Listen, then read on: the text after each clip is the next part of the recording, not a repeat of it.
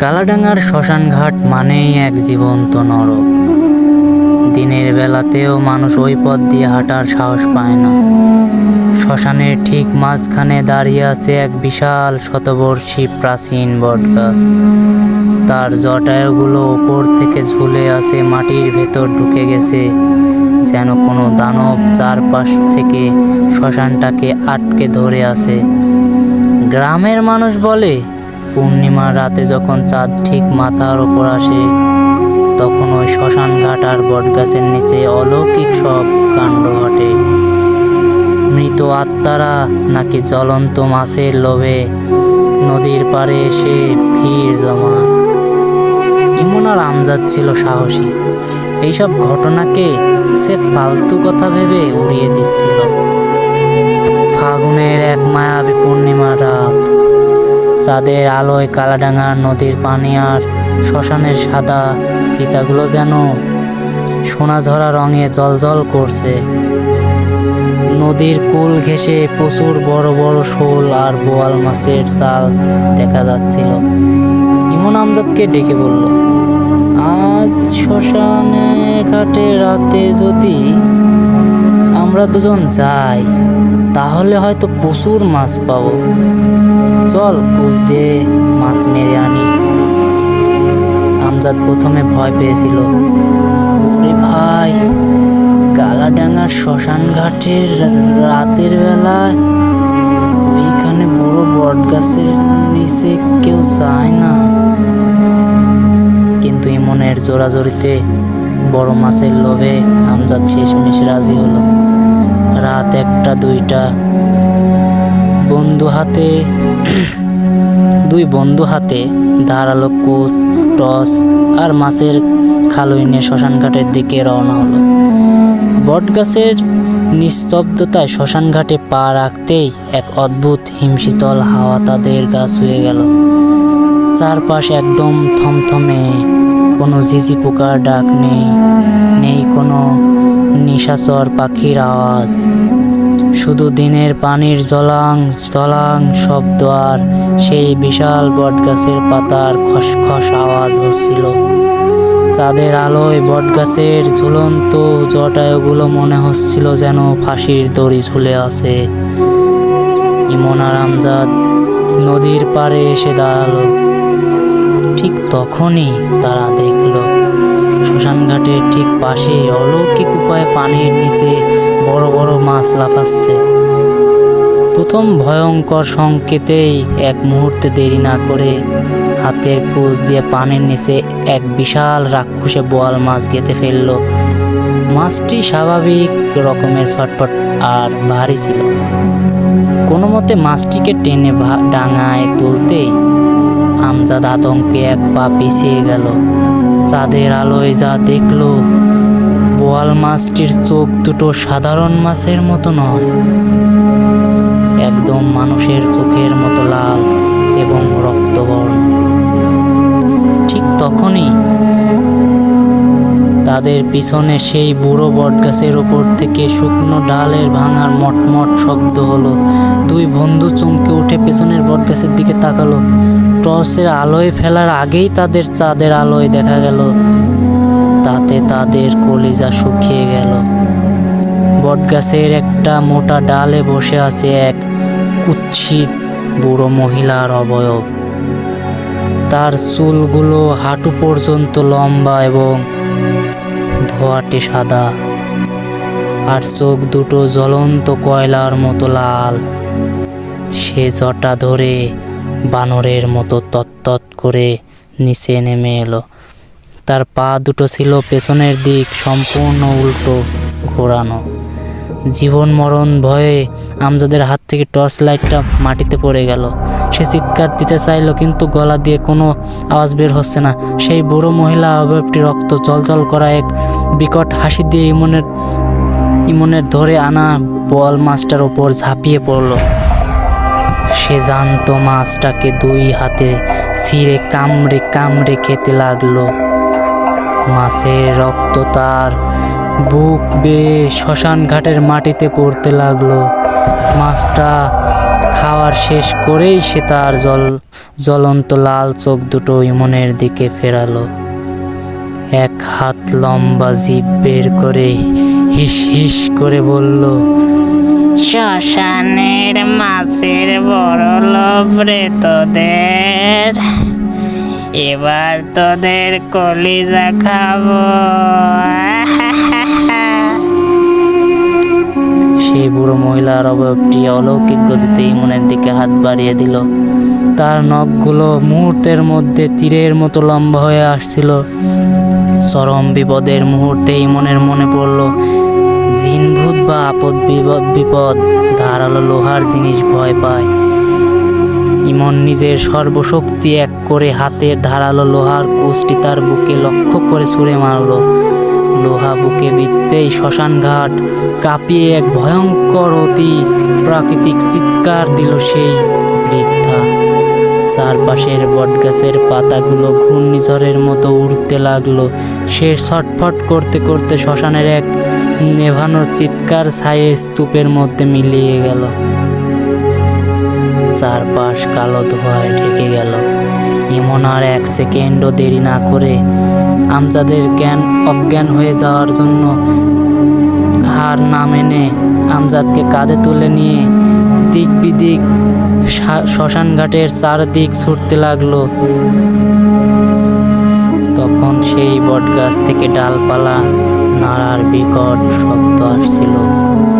পরদিন সকালে গ্রামবাসীরা দুই বন্ধুকে শ্মশান ঘাটের সীমানার বাইরে অচেতন অবস্থায় উদ্ধার করে।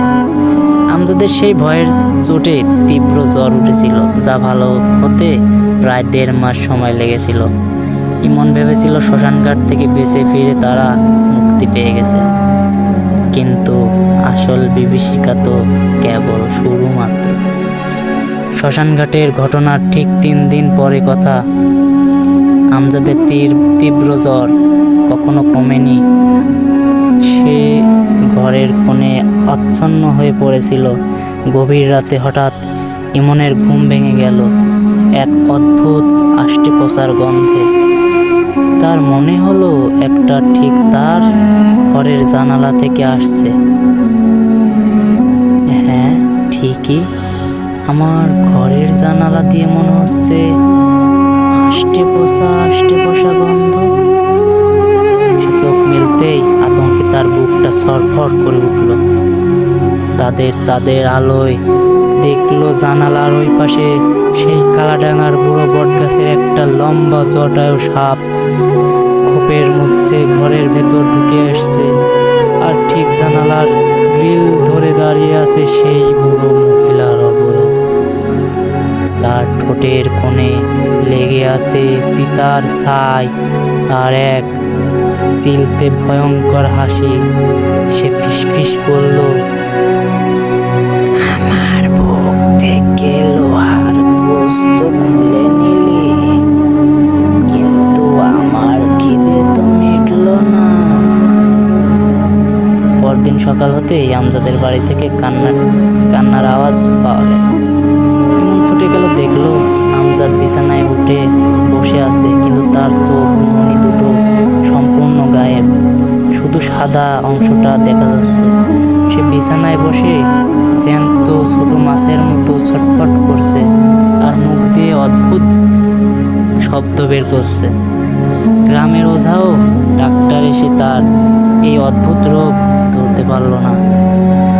মাঝরাতে আমজাদ হঠাৎ খাট থেকে নেমে পেছনের দিকে উল্টো পায়ে হাঁটার চেষ্টা করতে লাগলো, ঠিক যেমনটা তারা কালাডাঙ্গার বটগাছের নিচে সেই বুড়ো মহিলার অবয়বের ক্ষেত্রে দেখেছিল।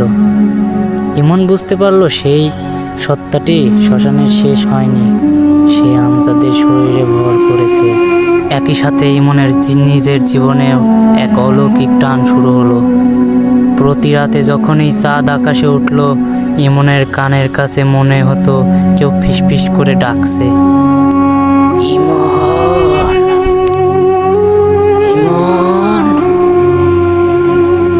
কালাডাঙ্গার শ্মশানে আয়, তোর বন্ধুকে বাঁচাবি। সেই ডাক এতটাই সম্মোহীন ছিল যে ইমন নিজেই অজান্তে শ্মশানের দিকে হাঁটতে শুরু করত। বাড়ির লোক তাকে শিকল দিয়ে বেঁধে না রাখতে পেরে এতক্ষণে কালাডাঙ্গার সেই বুড়ো বটগাছের নিচে পৌঁছে যেত।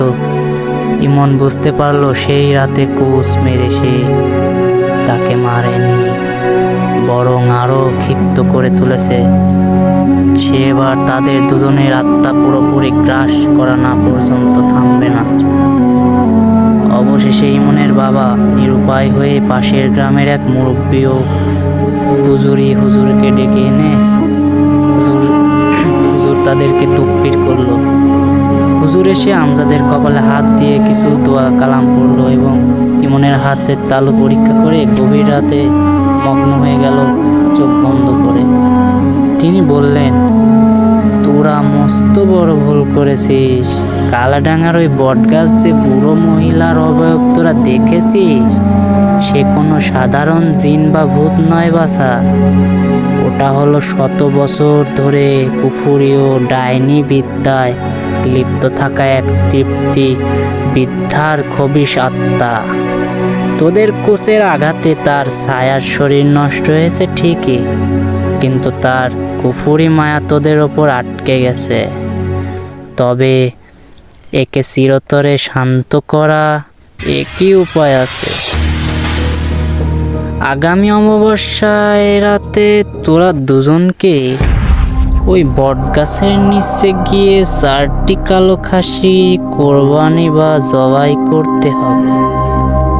সেই রক্ত পেয়ে শান্ত হয়ে যাবে সে, তবেই হয়তো তোদের মুক্তি দেবে। ঘোর অমাবস্যার রাত, আকাশ কুচকুচে কালো, কোথাও কোনো আলোর বিন্দু নেই।